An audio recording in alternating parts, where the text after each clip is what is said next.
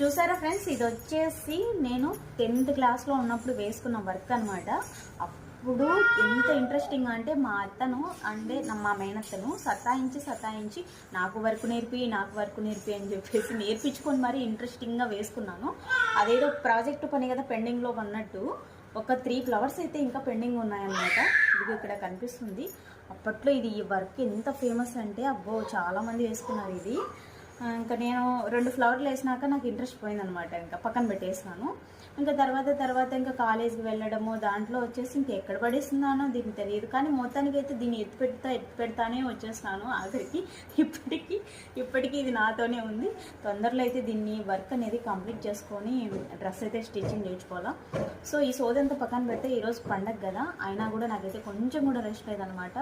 నిజంగా హెడేక్ వచ్చేస్తుంది నాకు, మామూలు కూడా కాదు. ఇంకా ఇక్కడ పక్కల బ్లౌజులు కనిపిస్తున్నాయి.